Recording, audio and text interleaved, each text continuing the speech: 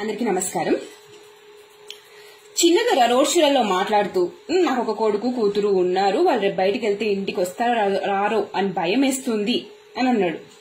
దొరా, నువ్వు ఒక మినిస్టర్వి, పైగా సీఎం కొడుకువి. అది కాకుండా కొన్ని రోజుల్లో నిన్ను సీఎం చేద్దాము అని అనుకుంటున్నారు. మీకు బర్త్డేలు వస్తే కొడుకులకి బెంజులు ఇస్తారు, బెంజులలో తిరుగుతారు, పెద్ద పెద్ద కార్లలో తిరుగుతారు, ఎప్పుడు చుట్టూ సెక్యూరిటీ ఉంటది. అంత సెక్యూరిటీలో తిరిగే మీకే భయం వేస్తే ఒక సామాన్య మహిళగా నాకు ఇంకా ఎక్కువే భయం వేస్తుంది. బైన్సాలో రాత్రికి రాత్రి 40 హిందువుల ఇల్లు తగలపడితే పోరగాళ్ల దాడి అని తీసి పాడేసి ఎలాంటి చర్యలు తీసుకోలేదు మీరు.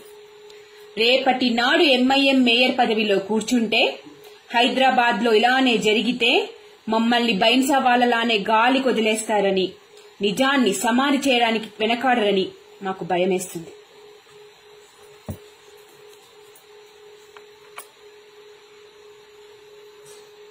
ఇంత జరిగినా కనీసం బైన్సాలో మున్సిపల్ ఎలక్షన్స్ లో పోటీ చేయకుండా ఎంఐఎంకే మద్దతు ఇచ్చిన మీకు హిందువుల ప్రాణాలన్నా వాళ్ళ ఓట్లన్నా లెక్కలేదని, మీ పాలనలో మేము సురక్షితంగా లేమని అనుక్షణం భయమేస్తుంది. మొన్నటికి మొన్న గణేష్ ఉత్సవాలలో మండపాలు పెట్టుకోనివ్వలేదు సరికదా, కేసులు పెట్టి బెదిరించి మండపాలు కూలగొట్టి మా పండుగలు చేసుకోనివ్వలేదు. ఇది అందరికీ తెలిసిందే. కానీ వెంటనే మొహరం వస్తే హైకోర్టు తీర్పు ఇచ్చాక కూడా వేల మందితో జులుసు తీశారు. అది కూడా పోలీసులే రక్షణ కల్పించి మరి. రేపటి నాడు మా పండుగలని పూజలని ధైర్యంగా చేసుకోగలమా అని భయమేస్తుంది.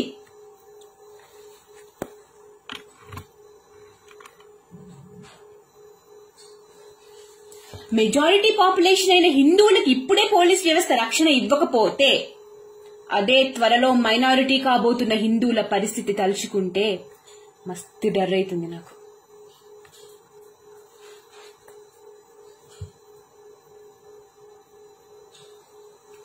పదిహేను నిమిషాల్లో హిందువుల్ని చంపేస్తా అని మళ్లీ మళ్లీ ప్రతి స్పీచ్ లో గుర్తు చేస్తూనే ఉంది ఎంఐఎం పార్టీ. వీళ్లకి హిందువులంటే నరాల్లో ద్వేషం. అలాంటి దేశద్రోహ పార్టీతో ఫ్రెండ్షిప్ చేస్తూ వాళ్ళ చేతిలోనే మీ కార్ స్టీరింగ్ పెట్టారు. రేపు తెలంగాణలో హిందువుల పరిస్థితి ఏంటా అని నాకు భయమేస్తుంది. అంతేకాదు, ఎలక్షన్స్ వస్తే డెవలప్మెంట్ కోసమే అసలు ఏం మాత్రం కూడా మాట్లాడరు ఎంఐఎం పార్టీ. ఏం మాట్లాడతారు? కేవలం శ్రీరాముణ్ణి సీతమ్మని బండ బూతులు తిడతారు, మన దేవుళ్ళని తిడతారు, మన ధర్మాన్ని తిడతారు, మన బతుకమ్మని హేళన చేస్తారు. కనీసం టీఆర్ఎస్ పార్టీ ఎప్పుడన్నా వాళ్ళని ఖండించిందా, ప్రశ్నించిందా, అలా అనద్దు అని చెప్పిందా?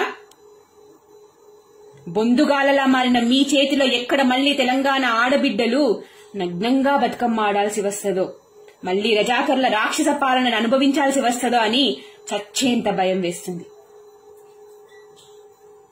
తెలంగాణ విమోచన దినోత్సవాన్ని జరపడానికి రజాకర్లకి భయపడే మీ పిరికితనాన్ని చూస్తే భయమేస్తుంది. హిందువులు పూజించే గోమాతని బక్రీదప్పుడు చంపుతుంటే పోలీసులే దగ్గరుండి వాళ్ళకి బందోబస్తు ఇస్తే ఏం చేయాలో అర్థం కాక మాకు భయమేస్తుంది మిమ్మల్ని చూస్తే. ఒక ఎంఐఎం లీడరే దళిత అమ్మాయిని రేప్ చేస్తే నోట్లో ఫెవికాల్ పెట్టుకుని కనీసం ఖండించలేరు. ఇంకో పక్క రోజు రోజుకి లవ్ జిహాద్ కేసులు పెరుగుతున్నాయి. హిందువుల మాన ప్రాణాలంటే లెక్కలేని మీ పాలనలో తెలంగాణ ఉన్నందుకు మాకు భయం వేస్తుంది.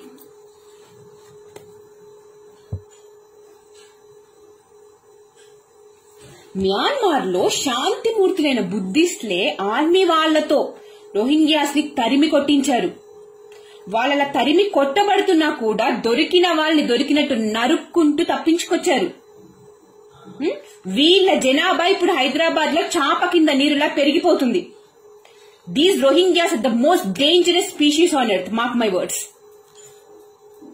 వాళ్ళకి ఇక్కడ ఫుట్బాల్ టీం ఉంది, యూట్యూబ్ ఛానల్ ఉంది, Aadhaar card, PAN card, voter card అన్ని ఇచ్చి మేపుతున్నారు. వాళ్ళు అక్కడ మ్యాన్మార్ లో సృష్టించిన మారణ హోమం తలుచుకుంటేనే మాకు వణుకు పుడుతుంది, నాకు భయం వేస్తుంది. ఇలాంటి వాళ్ళ ఓట్ల కోసమేగా మీరు సిఏఏని, ఎన్ఆర్సీని అడ్డుకుంటున్నారు.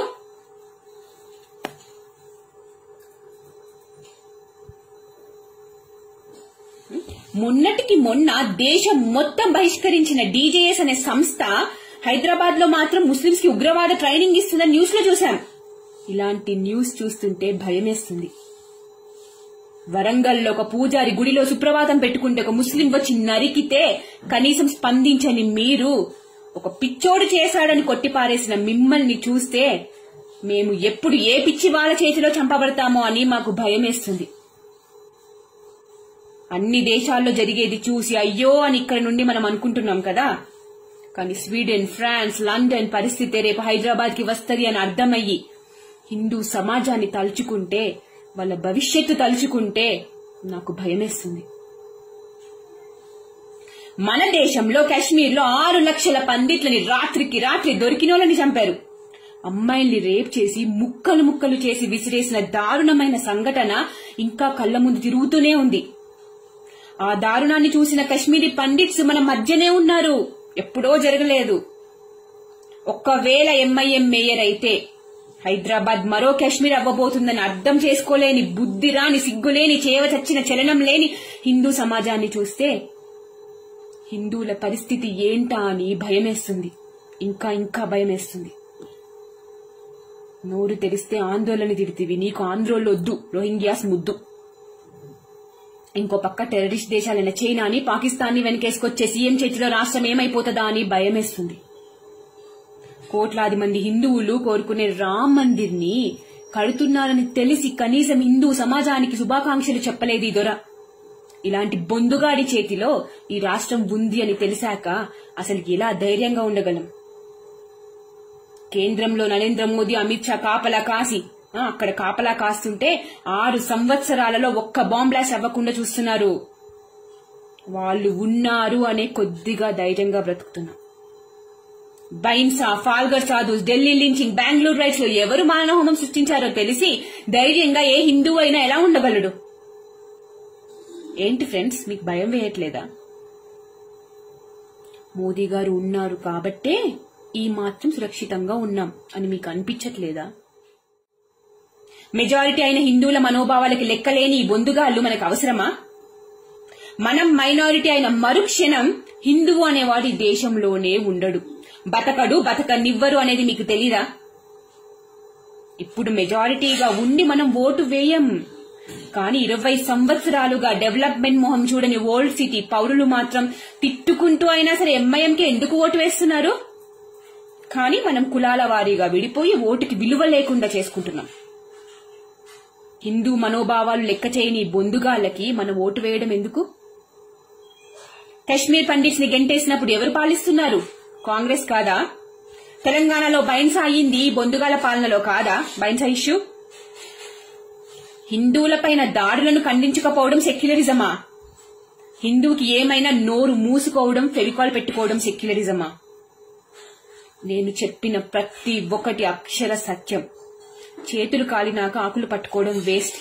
జాగో హిందూ జాగో, wake up before it's too late. Bharat మాతా కీ జై. జై హింద్.